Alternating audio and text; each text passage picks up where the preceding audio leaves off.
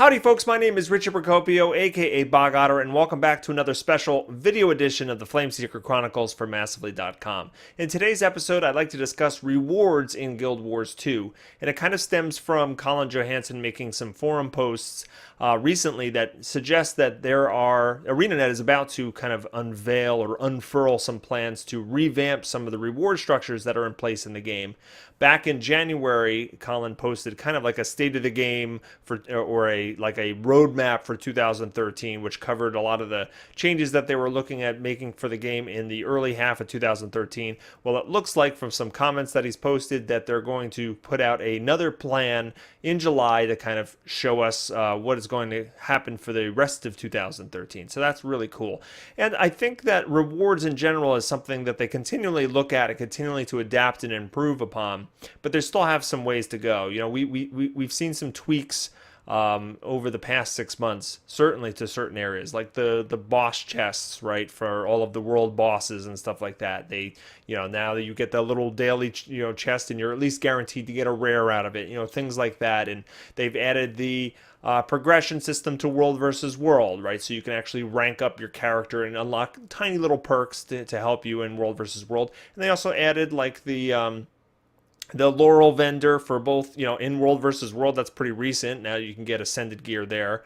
But the Laurel vendor for doing your dailies, and the fact that you can pick your own dailies and stuff like that. So this year we've gotten a lot of improvements to reward structures. But I think players overall still think that there's more work that can be done, and I would agree with that. There's certain areas of the game that need to be bolstered, and we're going to talk about all this. But I want to start off with a couple quotes from Colin Johansson so you kind of know the context of where this topic is coming from. So one of the quotes he put up on the forum says, "We plan to do a lot of reward work across the board, including on our dungeons, but we'll go more into specific detail on that in July as a comprehensive summary." He also says, "We're still working on a system that rewards bonuses and rewards for achieving various thresholds of achievement points on your account. More news on this soon."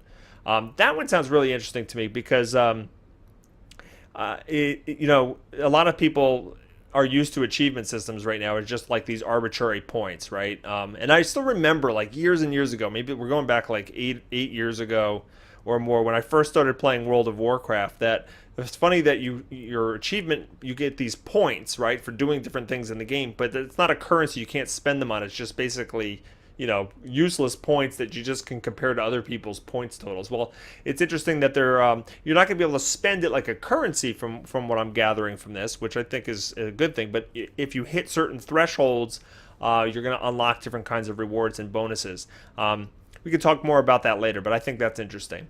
He also goes on to say, this is a longer quote that I'll try to summarize some points on. It says, "We want champions to be more rewarding. So places like Ore and South Sun, where events can scale up and create champions, become one of the more fun and rewarding places in the game to play." Let me stop right there before I continue. I agree with this approach a bit, because one of the things that they want to do is they want to scale up these events and encounters. So it's not just, oh, we throw a bunch more creatures at you, or the creatures do more damage, or the creatures have more health. They want to be able to say, all right, at certain population thresholds, we want to introduce different kinds of monsters, all right? Instead of just throwing a whole bunch of Risen at you, now we're going to have some ranged spellcasting Risen, and some more veterans, and some more champions, and different things like that to make it look more challenging. The problem is, in current form, when they add veterans and when they add champions, it just extends the time it takes to take out these events by so much, and they reward you with so very little. Like a champion, I joke around with my friends, we call them blues or better, because all they're guaranteed to drop is a blue item or better, and most of the time you're getting a blue item. And it's just not worth the time to take out some of these champions. When I'm running around, even if I'm running around with 2 or 3 friends in the open world, we avoid champions at all costs. It's just not worth the time. So it's good to hear that they are looking at champions once again specifically, because they've already kind of revamped champions a few months ago, tried to make them more worthwhile. That's where the whole blue or better thing came from. But they need more work on it, because it's not worth the time. So it also says, we'd also like to tie in additional unique rewards to the temple chains to make them more worthwhile and differentiate them from the giant boss encounters, which will also be upgrading to be more exciting, to give you a reason to do each in a day. I'll stop there again. That's another good change. It's one of my big critiques, and we can talk about this more later, about the reward systems in Guild Wars 2 is there's a disparity between how much time you put into certain things and get the same reward as other things. And we see this across the board. We see this with dungeon runs, right? There are explorable paths that people will never step foot into because they just take so much more time for the same reward, right? And COF Path 1, which can take, 5 to 7 or 8 minutes if you know what you're doing, that's the one that's run over and over and over again because it's the most worth your time investment. So this is another area where I think I agree with them that right now, I'll run around and I'll do these boss encounters and I'll do like the fire elemental, or I'll do the shadow behemoth or the shatterer, right? And these are relatively quick things. Um, you know, Jormag, Claw of Jormag is a little bit longer, but still, I'll do all of these kind of boss events all day long if the time syncs up because I like the reward for the how much I invested time. But I will never go to Ore and do these temple events, right? Because they're, even though they're harder, and some of them like Grenth is actually like it's a more challenging fight and a more fun fight when you actually succeed.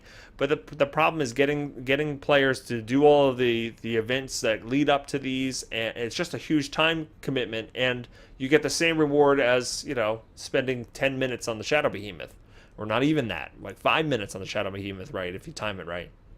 So it definitely is intriguing to me to see that they're going to have unique rewards. They actually said that, right? We'd also like to tie in additional unique rewards to the temple chain. So if there is a special cool helm or a weapon or something like that that you can only get by defeating the Grenth boss a certain number of times or whatever, then that'll intrigue people. That'll lure people into doing that more often because they want to show off these cool skins that they actually worked hard to get. So I like that idea a lot. He continues and said, "We also like to add more value in you." This is interesting. We'd also like to add more value and use to blue and green items so that killing things like veterans feels more like rewarding when those types of item drops when doing these events in Ore as well. Okay, yeah, blue and green items. They're just basically worthless at this time. I mean, you could sell them to the vendor. You can salvage them if you really need materials. You can throw them in the Mystic Toilet and hope you get something better. But for the most part, those are just throwaway items. And I'm interested, what could they actually be doing with that? We'd like to add more value and use to blue-green items. Maybe some sort of, you can turn them in for some sort of currency and then use that currency somewhere else, or maybe more Mystic Forge recipes that use them. Should be interesting. What do you guys think? Let me a comment in the comments field below. What do you think they could do to blue and green items to make them more worthwhile getting? Let's see. Okay, so those are the quotes that I have from Colin, and I'm excited to see what they come up with in July. I want to see this plan. I want to see what kind of changes are made in the game. A couple things, like we've talked about the time investment thing and the COF. That's across the board. Same thing goes with like fractals, right? It's fun to run the fractals from time to time. The problem is sometimes you just get a really bad combination, right? Fractals, you're supposed to. I don't know, the way it was billed when they first came out was like these, you get a random set of 3 of these short kind of instances, and for the most part that's true, and a lot of them feel pretty similar. But then you'll get the cliffside fractal, which, by the way, I love the cliffside fractal as a whole, but it just, when you're just doing a set of fractals, it takes too long. And the dredge one, right? Is that the underground one? I forget what it's called exactly. I think it's the underground one. The one where you go through tons and tons of dredge, and you're opening up the different gates in the beginning, and then you have the final boss, which you have to dump the molten lava on. That fractal takes forever. And that's the thing is, like, if you get a pair with like the swamp and like the underwater even, or something else, you can bang out those 3 in like 20 minutes. Or 25 minutes, right? But if you get the wrong 3, then you're talking about looking at an hour or so. So it's things like that where I think that they either need to tighten some of these up so that they're all more or less the same sort of time commitment, or like keep the longer ones in there and just give a little bit of a bonus at the end, a little bit of a nod, like, yeah, we understand that this is going to take more of your time. um, Another area that I think that they can improve upon is PvP, structured PvP. Right, there is not a lot for players to go for at this point. Especially if somebody's been doing structured PvP since the beginning, they already are all ranked up, right? And they've gotten the skins to make their character look really cool. What else are they really going for at this point? I know that a complaint from people that are, have done almost all PvP, like they haven't even really done much in the PvE side, is, they come out into the real world, right? They hit Lion's Arch and their character looks like a total noob, right? They've unlocked all these skins and cool looking stuff in PvP, but it doesn't transfer out to PvE. They also don't have a great way to make money, right? So they start to, like, even if they're interested in doing something like, some of the stuff for the living story or whatever, it's hard for them to even like port around the different waypoints because they don't have a lot. There's not a good way to make gold. The opposite's also true, right? If you spend all this time getting a legendary, weapon in PvE, and then you suddenly want to start dabbling in PvP, you're wearing all the newbie clothes and stuff like that.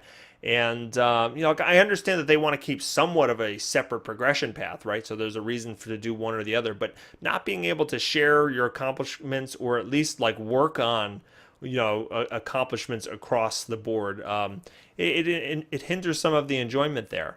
So I hope there's some sort of plan to not necessarily just make it you can use anything anywhere, but some sort of system in place where you can kind of work towards it, right? Once you've unlocked things in PvP, maybe there are things you can start earning to help your or give you a boost in your on the PvE side, at least from a cosmetic point of view. So that's just another thing. I also feel like there should be more things in the game that are kind of like status symbols, right? You have the legendary weapons status symbol, and that's just, for the people that are really just dedicated to grinding things out and farming a lot of mats, or get really, really lucky on like a legendary precursor, which I'll never ever see.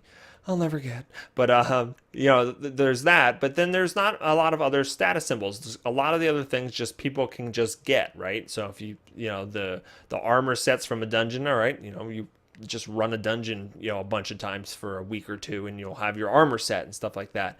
I'd like there to see, more weapon or armor skins that actually can kind of show off that, oh wow, that person like did a lot to get that. Not necessarily that they farmed up a lot of mats, but that could be part of it. There could be some sort of economic sync to these kind of things, kind of like in Guild Wars 1, where you had like destroyer weapons and different things like that. Those cost a lot of mats or whatever, to actually craft some of those, but something like that, where, I mean, it might be too late to do something like this, but because the game's been out so long. But something like, if you wanted to tie it to achievements, all right, well, the person that actually ran every single path, story and explorable mode of every single dungeon, well, okay, you got the title to do that, but maybe you get a helmet or a shoulder piece for doing that, right? Or somebody completed every single jumping puzzle, all right, in the game. All right, great. Now you get a weapon skin. Like someone who completed the personal story, they actually had those weapon skins at the end of it that you could only get there, right? That's an example of it. But they can add a couple different things like that.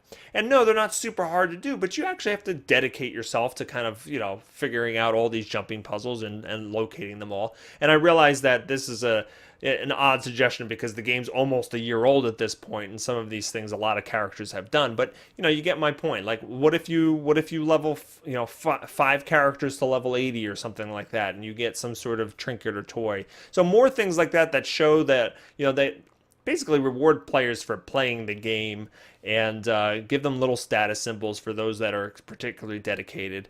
And I would also like there to be some more kind of things to show off for just like super hard difficult things. I think that across the board, people want more difficult, challenging content in Guild Wars 2. Some of the more difficult stuff we were seeing is, it's interesting, in this Aether Blade Retreat dungeon, some of the achievements are really hard, right? The one where you have to dodge all the cannon blasts from the final boss encounter. and then the one where you have to dodge the walls on the first boss and not get hit by those laser walls at all. Man, that's really hard stuff. And it's interesting. This might be like the first living those. I got the cannon blast one. I'm not even really sure how, to be honest. But the one where you have to dodge the walls in a circle, I don't have that achievement, and that might be the first living story achievement since the living story started that I might not get. But maybe something like that. We know that only a small number of players is going to finish. Tie some sort of cosmetic reward to that so players can show that off. I think that'd be cool.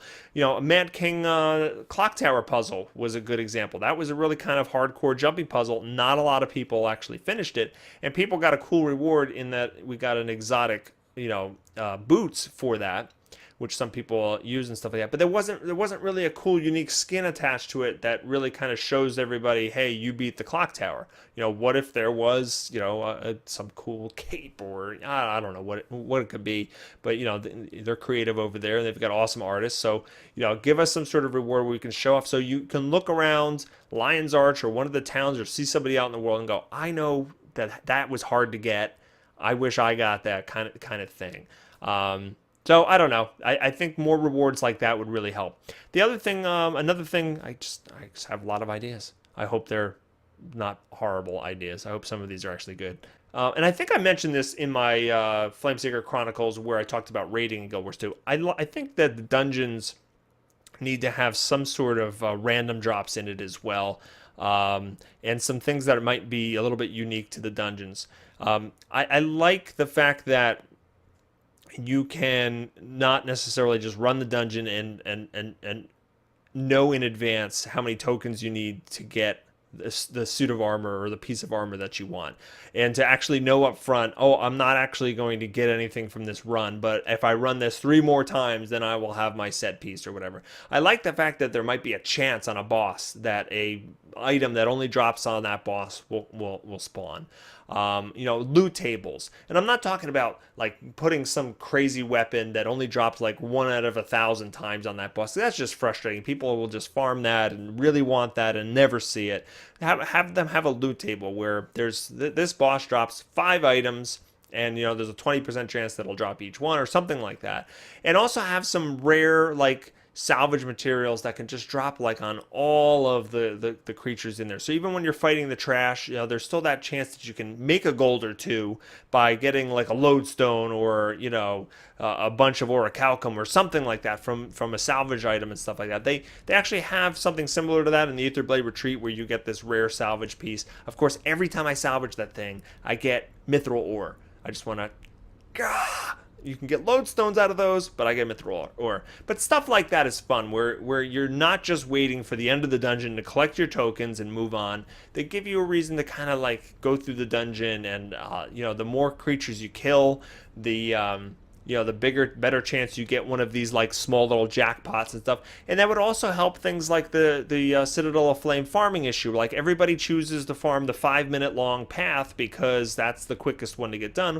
All right, well, maybe I'll do a longer path, because every one of those creatures I'm killing and all these bosses that I'm killing, right? People skip bosses all the time in these instances, but if they actually had a chance to drop some cooler stuff, I think more players would do it. So I think they have some room to improve the rewards. The final thing I'll kind of mention is that a lot of the systems that are in place, people have the rewards for, right? The people that have been doing fractals, well, they have all the fractal rewards, right? The fractal relics are basically useless at this point, and they've got their ascended gear with their Agna resistance, and they might maybe have gotten the fractal weapons that they wanted. I know that people.